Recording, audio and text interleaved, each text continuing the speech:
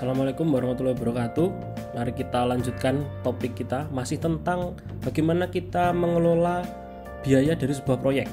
Tapi kalau kemarin kita kan membicarakan bagaimana kita menyiapkan anggaran ya. Jadi bagaimana kita mengestimasi biaya, lalu bagaimana kita membuat cost baseline, lalu bagaimana kita menyusun budgeting atau anggaran, yaitu di mana biaya itu sudah kita kombinasikan dengan jadwal proyek.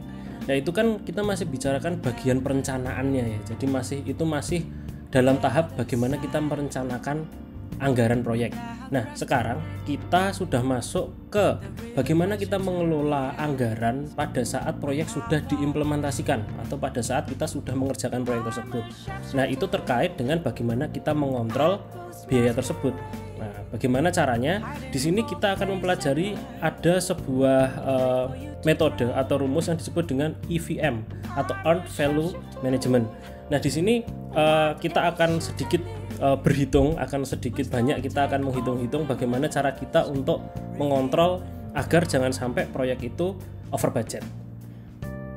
Pertama-tama marilah kita berkenalan terlebih dahulu mengenai konsep dari mengontrol sebuah biaya proyek gitu. Jadi minggu lalu kita kan sudah membuat anggaran, perencanaannya udah jadi. Cuma realitanya itu bisa saja uang yang kita habiskan dalam proyek itu tidak sesuai dengan anggaran yang kita buat. Banyak faktornya ya, misalnya harga naik, ada inflasi, lalu tiba-tiba kita harus beli peralatan baru yang tidak kita rencanakan sebelumnya. Bisa juga terjadi bencana alam misalnya, sehingga ada dana khusus yang perlu dialokasikan untuk memitigasi bencana tersebut, atau mungkin proyeknya terlambat ya, jadwalnya terlambat, itu juga berpotensi untuk membuat anggaran yang kita buat itu tidak sesuai dengan kenyataan yang terjadi. Nah, anggaran yang kita buat jika tidak sesuai dengan kenyataan yang terjadi atau realita yang terjadi dalam suatu proyek itu disebut dengan varian. Ya. Jadi varian dalam sebuah anggaran proyek itu adalah keadaan di mana ketika perencanaan yang kita buat itu tidak sesuai dengan uang yang kita habiskan dalam kondisi yang sebenarnya, tidak sesuai dengan realita sebenarnya. Nah, varian ini tidak bisa dihindari. Hampir 100% proyek itu pasti terjadi yang namanya varian. Yang perlu kita sikapi adalah ketika terjadi varian ini, bagaimana kita mengetahui yang pertama varian itu bagaimana, lalu berapakah jumlah variannya, lalu kita kontrol agar bisa meminimalisir varian tersebut. Nah, bagaimana cara untuk mengontrolnya, ini yang akan kita pelajari hari ini. Nah, untuk mengontrol biaya proyek, sebelumnya ada beberapa dokumen yang perlu Anda siapkan terlebih dahulu sebagai seorang project manager. Beberapa dokumen yang perlu Anda siapkan antara lain adalah yang pertama, cost baseline. Cost baseline ini penting agar Anda mengetahui berapakah anggaran yang bisa Anda habiskan pada periode tertentu. Misalnya di bulan pertama proyek Anda itu berhak menghabiskan berapa rupiah gitu. Lalu bulan kedua berapa, bulan ketiga berapa, sehingga Anda tahu batasnya. Jangan sampai semua dana, hampir semua, misalnya 90% dana yang Anda punyai itu Anda alokasikan di bulan pertama, nanti di bulan kedua, ketiga malah kekurangan dana. Nah, ini cost baseline ini penting agar Anda bisa mengalokasikan dana itu sesuai dengan jadwal proyek yang telah Anda buat.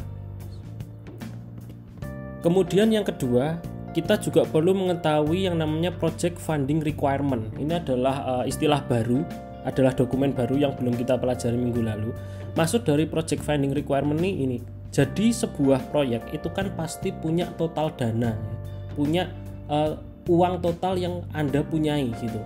Anda harus tahu total uangnya berapa yang Anda punya untuk mengerjakan sebuah proyek. Jangan sampai Anda sudah menganggarkan misalnya proyeknya itu 5 miliar, tapi ternyata uang yang ada di tabungan Anda itu cuma 4 miliar. Nah, itu kan bahaya. Makanya Anda perlu mengetahui berapa sih total dana yang Anda punyai. Cara mengetahuinya adalah Anda melihat yang namanya project funding requirement. Yang ketiga adalah performance report. Performance report ini adalah dokumen yang memberitahu kita bagaimana kinerja proyek kita sebenarnya ya. Jadi ini memberitahu project manager apakah dana yang sudah kita habiskan itu memberi value sebanyak yang kita ekspektasikan gitu. Jadi misalnya gini, kita menganggarkan pembuatan jembatan itu selesai 50% dengan anggaran 5 miliar gitu. Jadi harusnya jika proyek itu sudah selesai sudah menghabiskan uang sebesar 5 miliar, itu harusnya dia sudah 50% selesai. Tapi kita kan belum tentu bekerja sebaik itu. Bisa saja kita sudah menghabiskan 5 miliar tapi proyek baru selesai sebesar 40%. Nah, bagaimana kita mengetahui kok kinerja kita itu bisa tidak sesuai dengan ekspektasi gitu? Itu perlu kita lihat di performance reportnya gitu. Kalau misalnya dana sudah habis 5 miliar, ya harusnya performance reportnya sudah selesai 50% bukan 40%. Nah, ini juga perlu kita ketahui untuk mengontrol cost yang telah kita rencanakan. Yang terakhir adalah change request. Change request ini terjadi ketika ada beberapa permintaan biasanya dari investor untuk mengganti spesifikasi proyek pada saat proyek sedang berlangsung gitu. Misalnya pembuatan jembatan tadi ya, awalnya kita rencanakan bahwa jembatan itu sepanjang 200 meter. Ternyata di tengah kita mengerjakan proyek itu investor minta ada perpanjangan lagi sebesar 30 meter. Jadi total panjang jembatan yang harus kita buat menjadi 230 meter. Nah, ini perlu kita ketahui karena kadang memang ada penyesuaian, ada perubahan pada saat kita sudah mengimplementasi proyek tersebut. Kalau misalnya ada perubahan, tentu saja biayanya berubah, jadwalnya berubah. Nah, Anda perlu mengetahui apa saja sih perubahan yang dimintai oleh investor pada saat kita sudah mengimplementasikan proyek tersebut. Nah, bagaimana cara mengetahuinya? Kita melihat di change request proyek tersebut.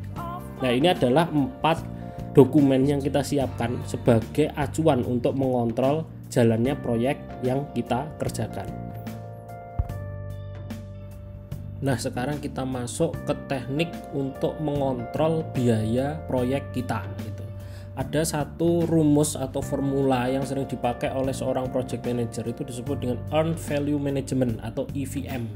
EVM ini apa? EVM ini adalah teknik menghitung biaya di mana kita bisa mengetahui yang pertama, kita mengidentifikasi besar variannya atau besar perbedaan biaya yang kita ekspektasikan dengan realita biaya yang telah kita habiskan dalam sebuah proyek. Yang kedua, EVM itu bisa digunakan untuk mengimprove atau membuat proyek itu menjadi lebih baik. Ketika kita tahu biayanya, kita tahu ternyata ada varian, itu apa yang harus kita lakukan. Itu bisa kita ketahui ketika kita selesai menghitung EVM. Yang ketiga adalah kita melihat kesehatan finansial proyek kita. Apakah proyek kita over budget, apakah dana yang kita anggarkan itu sudah dipakai secara maksimal, apakah dana yang kita anggarkan itu sesuai dengan kinerja yang sudah kita lakukan. Nah, itu bisa kita ketahui pada saat kita menghitung EVM. Nah, bagaimana cara menghitung EVM itu? Mari kita lanjut ke slide berikutnya. Oke, jadi perlu diketahui terlebih dahulu bahwa EVM itu bekerja berlandaskan pada value yang telah kita implementasikan pada proyek tersebut. Nah, value itu maksudnya apa? Value dari sebuah proyek itu maksudnya apa? Value sebuah proyek adalah nilai yang kita hasilkan ketika kita mengerjakan sebuah proyek pada durasi tertentu atau pada presentasi tertentu. Maksudnya bagaimana itu? Nah, untuk gampangnya saya akan menjelaskan dengan diagram ini. Ini adalah diagram yang menjelaskan bagaimana value sebuah proyek itu didefinisikan. Misalnya ada sebuah proyek yang durasinya misalnya 4 bulan dan dia butuh biaya total sebesar 500.000. Itu artinya pada saat 4 bulan proyek itu selesai, proyek itu berarti sudah 100% selesai.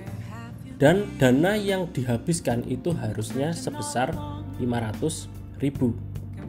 Nah, kalau misalnya kita ingin menghitung value pada saat proyek itu dikerjakan selama 2 bulan, itu kan artinya proyek itu dikerjakan sebesar 50% dari total durasi proyek, karena total durasi proyeknya adalah 4 bulan. Berarti value-nya pada saat proyek itu dikerjakan selama 50% atau selama 2 bulan itu adalah 500.000 dibagi 2 alias 250.000. Jadi pada saat 2 bulan kita menghitung anggaran itu harusnya total anggaran yang kita habiskan itu sebesar 250.000. Tapi banyak kejadian atau banyak peristiwa yang menyebabkan pada saat 2 bulan kita mengerjakan proyek itu belum 50% selesai. Contohnya ini. Di sini harusnya pada saat 2 bulan itu proyek berlangsung, itu proyek sudah 50% selesai. Tapi ternyata proyek itu masih 45% selesai pada saat 2 bulan pengerjaan. Berarti value yang dihasilkan oleh kita itu bukan 250, tapi 45% dikali 500.000 alias 225.000. Jadi pada saat 2 bulan kita mengerjakan proyek, kita tuh baru menghasilkan value sebesar 225.000. Kalau misalnya proyek ini misalnya termasuk aktivitas yang tidak kritis, itu artinya keterlambatan bisa ditoleransi, ya sudah nggak masalah, masih 45% nggak masalah lah, kita nanti bisa ngebut di 2 bulan terakhir gitu. Tapi bisa aja ada kondisi kita itu baru selesai 45%, tapi kita sudah menghabiskan uang lebih banyak dari 225.000. Contohnya kita baru selesai 45% kok kita sudah menghabiskan biaya sebesar 232.000. Itu artinya biaya yang kita gunakan itu tidak on budget atau ada varian. Ada perbedaan antara ekspektasi biaya dengan realita biaya yang sudah kita gunakan. Nah, itu adalah macam-macam value dari sebuah proyek. Jadi kalau kita ringkas, ada 3 hal yang perlu Anda ketahui pada saat Anda ingin menghitung EVM. Yang pertama plan value, yaitu value yang harusnya itu dihasilkan oleh tim proyek kita pada saat durasi tertentu. Misalnya pada 50% itu harusnya ya value-nya sebesar 250.000. Karena pada saat 100% itu total anggaran proyeknya 500.000, total value-nya 500.000. Berarti kalau baru selesai 50% ya harusnya proyek kita sudah memakan biaya sebesar 250.000 harusnya. Tapi kenyataannya itu proyek kita ternyata baru berjalan 45%. Itu artinya kita baru menghasilkan nilai sebesar 225.000. Nah, nilai sebenarnya yang kita hasilkan itu disebut dengan earn value. Jadi nilai yang kita hasilkan itu harusnya 225.000, earn value-nya 225.000. Tapi ternyata setelah kita lihat di laporan keuangan, biaya yang kita keluarkan kok sudah 232.000. Kita baru mengerjakan 45%, tapi kok biayanya 232.000. Itu artinya ada varian. Nah, 232.000 ini nilai atau biaya yang kita keluarkan secara real ya. Kenyataan biaya yang kita keluarkan secara real itu disebut dengan actual cost. Ya, jadi ini adalah 3 prinsip utama yang perlu Anda ketahui sebelum Anda melakukan analisis EVM. Oke, sekarang kita masuk ke rumus pertama EVM, yaitu kalau Anda masih ingat, salah satu tujuan dari EVM adalah kita menentukan variannya. Nah, ini adalah bagaimana cara kita menentukan variannya. Cukup mudah ya, cukup Anda tinggal menggunakan logika untuk mengerjakan ini. Misalnya ada proyek yang bernilai 500.000 ya. Kalau 500.000 berarti sudah 100% selesai.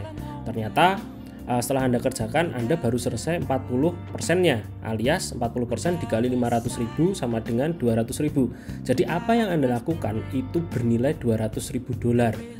Tapi setelah Anda lihat ke laporan keuangannya, ternyata Anda sudah menghabiskan 234.000.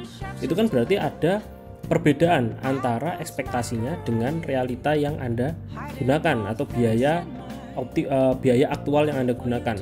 Nah, untuk menghitung variannya, rumusnya adalah Anda tinggal mengurangi saja ya, actual cost earned value-nya dikurangi actual cost. Jadi $200.000 dikurangi 234.000 menghasilkan minus 34.000. Itu artinya variannya, perbedaan antara ekspektasi dengan realita ini adalah Anda terlalu banyak menggunakan dana sebesar $34.000. Nah, itu adalah cara untuk menghitung varian menggunakan EVM. Jadi Anda perlu mengetahui dulu yang pertama total 100% nilai proyek Anda itu berapa. Lalu Anda cari sekarang kita tuh sudah menghasilkan atau sudah mengerjakan proyek selama berapa persen, misalnya 40%, berarti tinggal dikalikan saja dengan total biayanya. Jadi ketemu 200.000 kalau misalnya total biayanya 500.000. Lalu Anda lihat ke laporan keuangan, Anda lihat ketika Anda mengerjakan 40% ini biaya yang Anda hasilkan berapa. Kalau misalnya biaya yang Anda hasilkan itu juga 200.000, berarti tidak ada varian, proyek Anda aman. Tapi kalau misalnya ternyata lebih banyak atau lebih sedikit, itu berarti ada variannya. Kalau misalnya lebih banyak, ya berarti Anda terlalu banyak menghabiskan uang alias minus 34.000. Nah, itu cara menentukan variannya. Sekarang kita masuk ke rumus kedua, yaitu menentukan yang namanya CPI. Oke, CPI itu apa? CPI itu kepanjangan adalah Cost Performance Index. Ya, ini indeks untuk mengukur kinerja Anda berdasarkan keuangan atau jumlah dana yang telah Anda habiskan untuk mengerjakan sebuah proyek. Rumusnya cukup gampang. Jadi Anda tinggal membagi saja earn value atau value atau nilai yang sudah Anda hasilkan pada sebuah proyek dibagi dengan total biaya yang sudah Anda habiskan untuk mengerjakan proyek tersebut. Misalnya tadi ya, balik ke contoh tadi, kalau misalnya Anda sudah mengerjakan 40% dari total proyek yang bernilai 500.000, itu artinya Anda sudah mengerjakan sebuah proyek dengan nilai $200.000 ya. Jadi tinggal kurang 300.000 lagi untuk menyelesaikan total proyek tersebut. Tapi ternyata setelah Anda lihat ke laporan keuangan, kok Anda menghasilkan biaya lebih dari nilai yang Anda hasilkan pada proyek tersebut. Misalnya ternyata setelah Anda lihat di laporan keuangan, proyek Anda itu sudah menghabiskan dana sebesar 234.000. Itu artinya Anda baru mengerjakan proyek senilai 200.000 tapi Anda sudah menghabiskan uang sebesar 234.000. Nah, ini nggak baik gitu. Ada varian yang terjadi sebesar 34.000. Nah, kita perlu mengukur atau membuat indeks kinerja Anda berdasarkan angka-angka tersebut.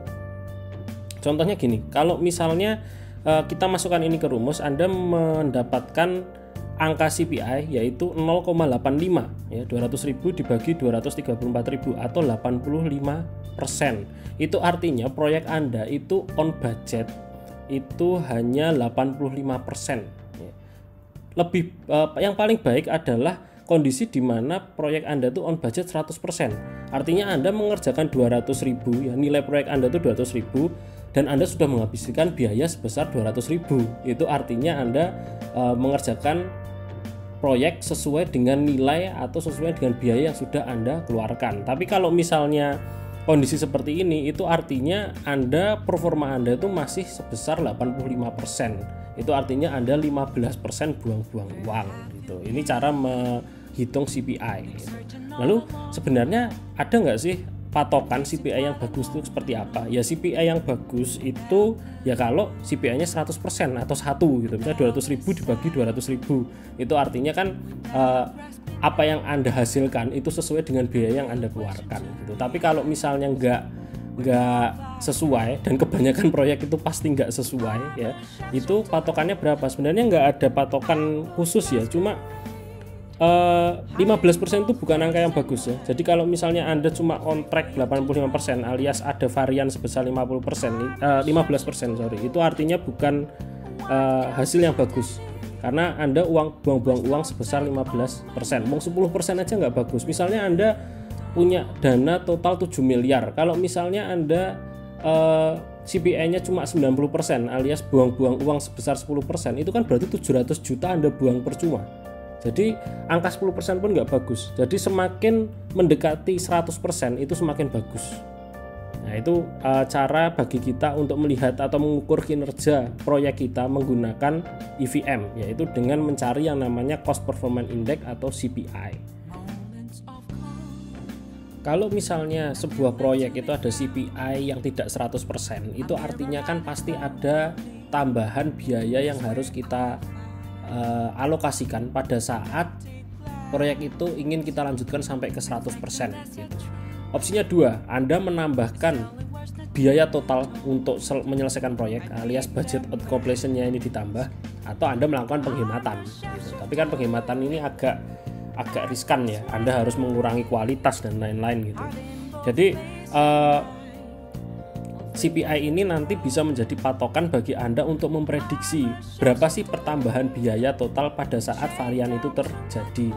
Tapi sebelum kita masuk ke situ, kita perlu mempelajari terlebih dahulu apa sih konsep memprediksi dari total biaya proyek ke depan. Itu terkait dengan apa yang disebut dengan ETC atau estimate to complete.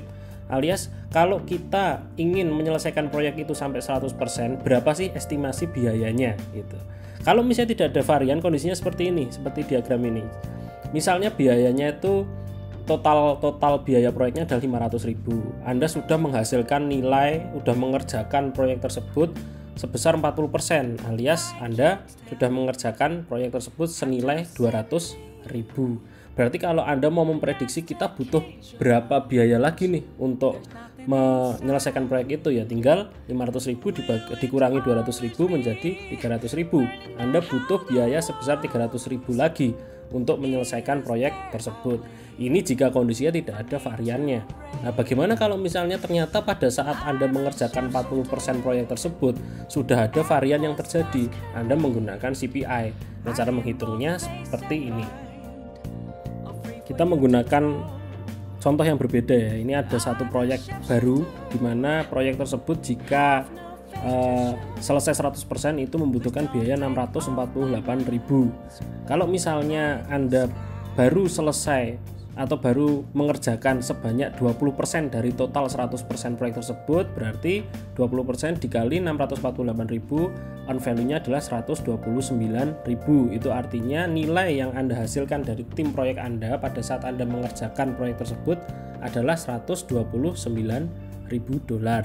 Nah, setelah Anda lihat laporan keuangan, 20% dari total pekerjaan yang Anda selesaikan itu ternyata sudah menghabiskan biaya sebesar 172.000. Itu artinya ada varian yang terjadi. Anda baru mengerjakan proyek sebesar 20% kok sudah menghabiskan biaya lebih dari 129.000.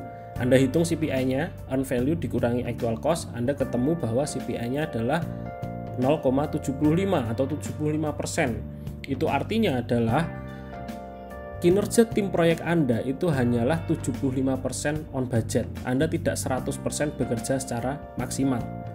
Kalau Anda sudah mengetahui hal itu, namun tetap ingin melanjutkan proyek itu, alias Anda ingin mengerjakan 80% sisanya, otomatis kan dengan dana 648.000, proyek Anda tidak bakal selesai 100%. Kenapa? Karena Anda hanya bekerja dengan kinerja setara 75%, tidak bekerja secara 100%. Itu artinya Anda perlu menghitung kembali berapa sih biaya yang harus Anda selesaikan kalau misalnya Anda ingin tetap menyelesaikan proyek tersebut secara 100% namun dengan kinerja sebanyak 75%. Cara menghitungnya adalah, pertama, Anda ketahui dulu berapa sih biaya proyek awal Anda, 648.000, lalu dikurangi on value Anda 129.000. Setelah Anda mengetahui hasilnya, dibagi dengan CPI atau kinerja Anda sebesar 75%, maka akan ketemu angka 692.000. 692.000 ini adalah total biaya yang harus Anda anggarkan kalau Anda ingin tetap menyelesaikan proyek tersebut sebesar 100% namun dengan kinerja performa Anda hanya 75%. Nah, itu cara kita untuk memprediksi perubahan biaya ketika ternyata kinerja kita tidak sesuai dengan ekspektasi yang kita inginkan. Nah, itu adalah salah satu penggunaan EVM, yaitu kita tadi sudah mempelajari EVM itu bisa kita gunakan untuk mencari, yang pertama adalah variannya, perbedaan ekspektasi dengan realita kinerja kita. Yang kedua, kita tahu berapa sih indeks kinerja kita, apakah bekerja sesuai dengan ekspektasi yaitu 100% atau malah kurang dari 100%. Caranya adalah dengan melihat CPI. Yang terakhir adalah kalau misalnya kita mempunyai varian, lalu tetap ingin memprediksi berapa sih total biaya yang harus kita gunakan jika kita tidak bekerja secara 100%, maka kita menggunakan rumus ini, rumus mencari ETC ini. Nah, itu adalah apa yang bisa kita lakukan untuk mengontrol sebuah biaya proyek dengan menggunakan EVM. Mungkin itu saja materi dari saya. Oh enggak, satu lagi.